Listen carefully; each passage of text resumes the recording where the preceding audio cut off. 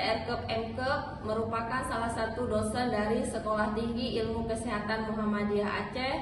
Saya berasal dari Prodi Program Profesi Bidan Profesi. Di sini saya akan mendeskripsikan mata kuliah asuhan kebidanan nifas dan menyusui, di mana mata kuliah ini terdiri dari 4 SKS, 2 teori dan 2 praktek. Mata kuliah ini diasuh oleh tim, yaitu sebanyak 4 orang. Yang pertama ada saya sendiri, Roza Aryani STRKEP MKEP, Ibu Sirajul Muna SSD MKM, Ibu Nurul Husna SSD MKEP, dan Ibu Sirajul Muna SSD MKes.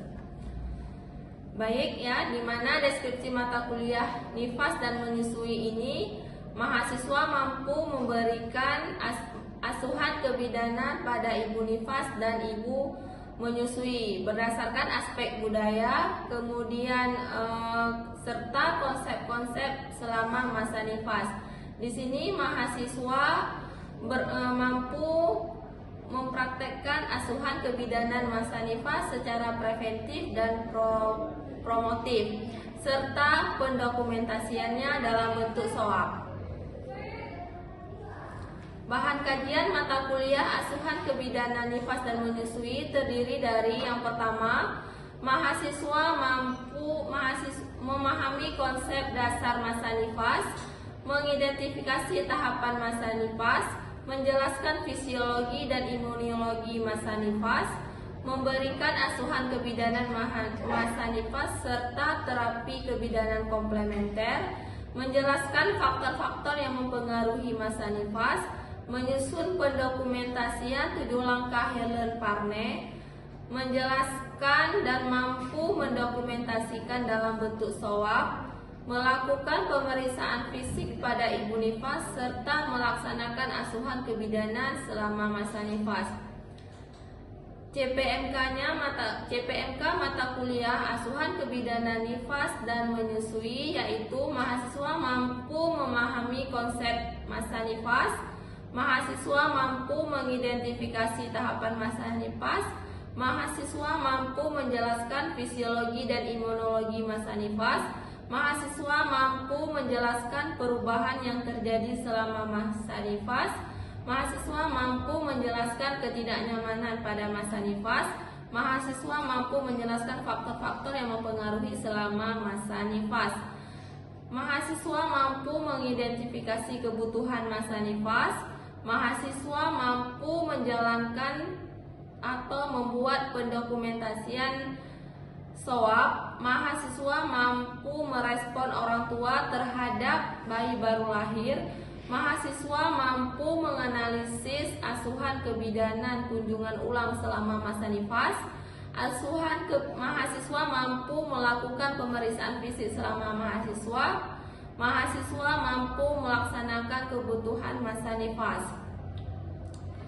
Baik, yang terakhir yaitu evaluasi, di mana praktek dan teori. Prakteknya itu terdiri dari 50%, role play-nya terdiri dari 50%.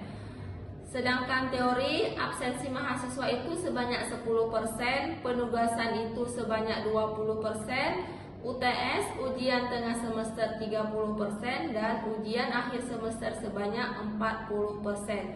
Nah, itulah deskripsi mata kuliah asuhan kebidanan masa nifas dan ibu menyusui. Assalamualaikum warahmatullahi wabarakatuh. Waalaikumsalam warahmatullahi wabarakatuh. Bagaimana kabar hari ini? Baik. Sehat. Sarapan? Sudah, Bu. Baik, alhamdulillah ya. Semoga Allah selalu melindungi kita dimanapun kita berada. Hari ini kita akan melanjutkan perkuliahan minggu yang lalu ya. Minggu yang lalu kita sudah belajar tentang pijat oksitosin.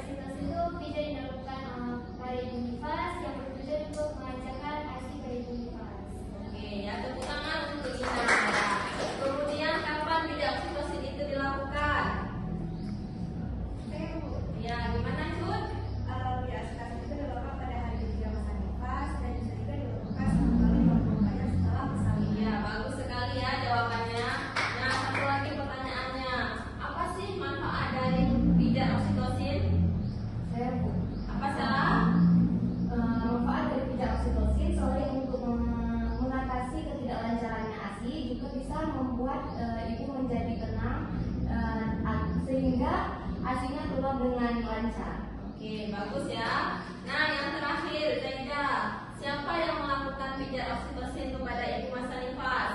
Pijat oksitosin bisa dilakukan oleh bidan, keluarga, ataupun suami. Oh ya, jadi alhamdulillah ya, perkuliahan minggu yang lalu yang saya ajarkan kalian memahami dengan baik dan benar ya. Baik, hari ini kita lanjutkan perkuliahannya tentang senam nifas ya. Apa sih sebenarnya senam nifas itu? Ya, mari kita lihat. Nah, senam nifas adalah senam yang dilakukan atau gerakan-gerakan kecil yang dilakukan pada ibu setelah melahirkan ya. Nah, gerakan-gerakan kecil itu seperti ibu ke kamar mandi, kemudian ibu berjalan-jalan kecil, kemudian ibu tidur miring kiri, miring kanan. Itulah yang dikatakan dengan senam nifas. Jadi gerakan-gerakan kecil yang dilakukan oleh ibu setelah melahirkan ya. Nah, kemudian senam nifas ini memberikan latihan gerak secepat mungkin agar otot-otot mengalami peregangan selama kehamilan dan persalinan. Artinya, selama ibu proses persalinan banyak sekali otot-otot yang berperan. Artinya, banyak sekali otot panggul, kemudian otot vagina ya, itu mengalami peregangan. Dengan adanya senam nifas ini, maka merelaksasikan otot-otot yang tadi pada saat proses persalinan ya. Nah, apa sih tujuan dari senam? Nah, yang pertama adalah mempercepat proses penyembuhan. Proses penyembuhan itu seperti rahim atau uterus seorang wanita itu besarnya normalnya segepal tangan masing-masing. Begitu adanya janin, maka rahim membesar dengan adanya janin. Yang dikatakan dengan mempercepat proses penyembuhan itu adalah di mana rahim kembali seperti sebelum hamil, atau yang dikatakan dengan involusio uteri, proses penyembuhan rahim seperti sebelum hamil. Maka dari itu dilakukanlah senam nifas agar proses involusio itu berjalan dengan baik ya. Nah, kemudian mengembalikan atau memperbaiki kekuatan dinding otot perut dan panggul ya. Karena banyaknya organ-organ tubuh atau otot-otot, terutama otot panggul, otot vagina ya. Dengan adanya senam ini, maka otot-otot tersebut lebih relaksasi, jadinya tidak kaku. Kenapa? Karena ibu melakukan gerakan-gerakan kecil ya. Nah, kemudian membantu melancarkan peredaran darah ya, mampu melancarkan peredaran darah. Artinya, ibu kalau tidak melakukan senam, dia hanya tidur aja kayak ini, itu peredaran darah tidak lancar. Di mana fungsinya adalah darahnya itu tidak beredar ke seluruh tubuh. Kenapa? Karena ibu merasa kesakitan, jadi ibu sulit untuk bergerak. Apalagi kalau ibunya itu ada dijahit atau dilaserasi oleh ibu bidan ya. Jadi jangan takut untuk melakukan senam nifas ya. Nah, kemudian meningkatkan kekuatan otot yang terlibat dalam persalinan ya. Karena banyaknya otot-otot yang terlibat, maka dilakukan senam nifas ya. Selanjutnya, menghindari pembengkakan pada pergelangan kaki dan mencegah timbulnya varises. Apa itu varises? Pembengkakan pembuluh darah. Kenapa bisa timbul varises? Karena tidak adanya bergerak ya. Kemudian kita lanjut, meningkatkan kesadaran untuk melakukan relaksasi otot-otot dasar panggul ya. Otot-otot dasar panggul itu banyak sekali ya, di mana fungsinya itu pada saat proses persalinan sangat berperan. Misal, ini otot panggul, kemudian begitu vagina, begitu kepala janin lahir, maka otot-otot itu dia akan melakukan peregangan. Kenapa? Karena kepala janin itu turunnya melalui pintu atas panggul ya. Makanya perlu dilakukan senam nifas. Nah, kemudian memelihara dan memperkuat kekuatan otot perut ya. Kemudian otot dasar panggul serta otot pergerakan. Jadi banyak sekali otot-otot, tidak hanya otot panggul. Kemudian apalagi otot ekstremitas kaki dan tangan, di mana ibu mengeluarkan tenaga yang ekstra, di mana ibu diminta untuk mengendam ya. Nah, kemudian memulihkan bentuk tubuh dan dinding perut kembali seperti sebelum hamil ya. Kalau ibunya rajin melakukan senam nifas, maka ini prosesnya cepat pulih. Memang secara teori itu pemulihan selama masa nifas itu 7 sampai 14 hari atau 2 minggu. Namun, jika ibu melakukan senam nifas, proses penyembuhannya itu bisa lebih cepat. Mungkin hari kelima atau hari ketujuh, proses involusio uterinya sudah kembali normal ya. Namun kalau ibunya merasa kesakitan, malas bergerak, maka proses penyembuhannya itu bisa jadi lebih dari 2 minggu karena ibu tidak mau melakukan pergerakan sama sekali ya. Nah, apa sih syarat-syarat dari senam nifas itu? Nah, syaratnya itu yang pertama ya, seperti yang disampaikan oleh si Cut, dia sama seperti pijat oksitosin. Senam nifas, pijat oksitosin itu bisa dilakukan 6 jam setelah persalinan atau 1 kali 24 jam setelah persalinan. Di mana Bu senam nifas ini dilakukan? Nah, senam nifas ini bisa dilakukan di tempat persalinan. Misal, pasien Nyonya A melahirkan di rumah sakit, maka senam nifasnya bisa dilakukan pada atau di rumah sakit. Setelah 6 jam pasiennya pulang, besok bisa dilakukan kunjungan, bisa dilakukan di rumah bidan atau di rumah pasien ya. Tapi kalau misalnya ibunya melahirkan di rumah sakit, di klinik bidan, kemudian di mana lagi? Di klinik bidan, rumah sakit atau di puskesmas, pemberian senam nifas itu bisa dilakukan di tempat bersalin. Setelah pasien pulang, bisa dilakukan di rumah pasien. Terus siapa Bu yang melakukan senam nifasnya? Nah, untuk pertama, kedua, senam nifas itu dilakukan dulu oleh si bidan. Artinya bidan yang mengajarkan ibu untuk melakukan senam nifas. Jangan biarkan ibu melakukan sendiri. Kenapa? Ditakutkan salahnya gerakan hasilnya tidak optimal. Apalagi ibu ada luka laserasi, itu membahayakan si ibu. Kenapa? Karena gerakannya tidak baik dan benar ya. Nah, kemudian pastikan keadaan ibu normal. Jangan ibu baru melahirkan 3 jam, ibu masih keadaan lelah, sudah kita sarankan untuk melakukan senam nifas. Itu tidak dianjurkan ya. Ingat, keadaan ibu normal, artinya ibu dalam keadaan atau kesadaran penuh. Dia memang betul-betul sehat ya untuk melakukan senam nifas. Kita tidak boleh paksakan, ibu ayo Bu kita melakukan senam nifas. Nah, itu tidak dianjurkan. Tetap dia 6 jam setelah persalinan. Misalnya ibunya nggak sanggup nih 6 jam setelah persalinan. Oh ya udah Bu, nggak apa-apa, besok saja kita lakukan di rumah ibu pada saat saya melakukan kunjungan nifas ya. Nah, kemudian keadaan ibu normal, kemudian ibu menggunakan pakaian yang longgar. Sudah pasti ya, tidak mungkin ibu setelah persalinan itu menggunakan baju yang ketat ya.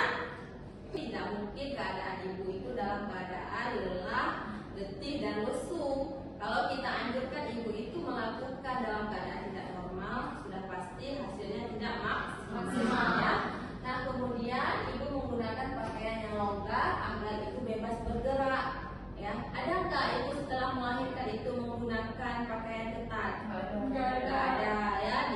jika memang ibu menggunakan pakaian yang longgar. Bahkan ibu itu menggunakan kain sarung ya. Kenapa? Karena ibu masih ada proses pengeluaran yang dikatakan dengan lokea.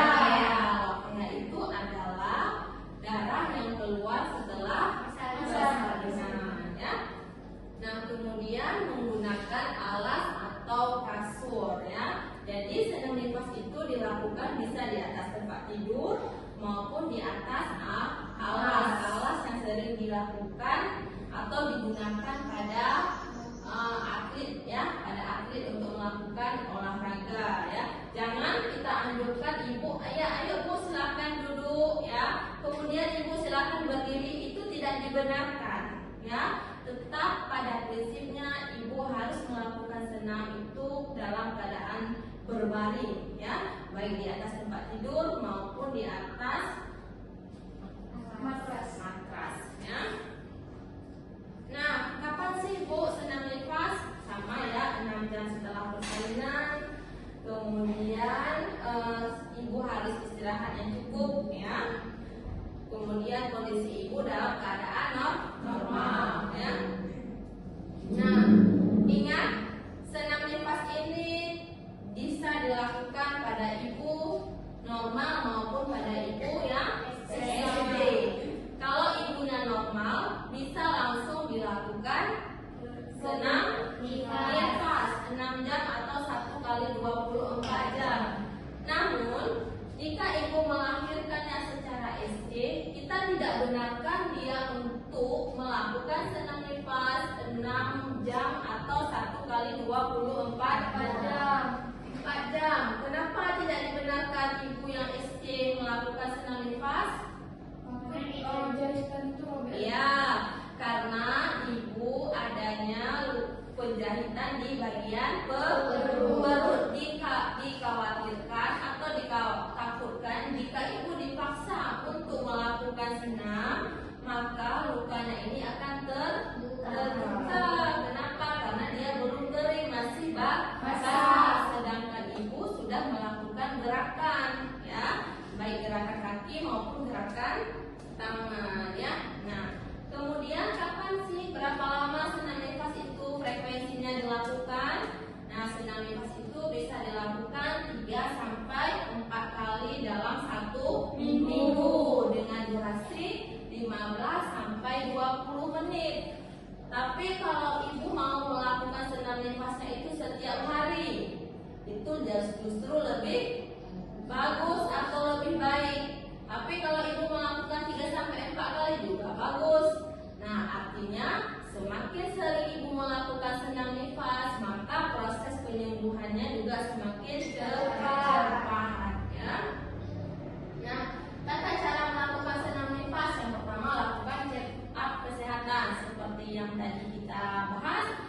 Prinsipnya ibu keadaan normal, tidak boleh dalam keadaan lelah ya. Kemudian mintalah saran dokter atau bidan sebelum melakukan senam nifas. Misal ibu ada dilaserasi tingkat 2, siapa yang menolong persalinannya? Oh, dokter tadi. Maka kita minta dulu ke dokter yang menolong ibu tersebut, minta izin. Dokter, mohon maaf, saya ingin melakukan senam nifas pada pasien ini, apakah boleh? Ketika dokternya menyarankan boleh ibu, silakan lakukan, baru kita bisa melakukan. Untuk apa tujuannya? Kita minta izin ke dokternya supaya tidak terjadi sesuatu. Jika terjadi sesuatu, kita sudah minta izin ke dokternya bahwasanya pasien ini sudah minta izin ke dokter yang menangani proses persalinan ya. Nah, jadi kita tidak bisa ngasal-ngasal. Misal nih saya, si Zaida mau melahirkan, ditolong oleh si Gina, saya mau memberikan senam nifas. Begitu saya langsung, oh di ruang bersalin ada ibu setelah melahirkan. Persalinannya tadi jam 8 pagi. Oh berarti nanti saya jam 2, jam 3 sudah bisa memberikan senam nifas. Itu tidak dibenarkan. Saya harus meminta izin dulu kepada si Gina. Kenapa? Karena si Zaida ini pasien dari bidan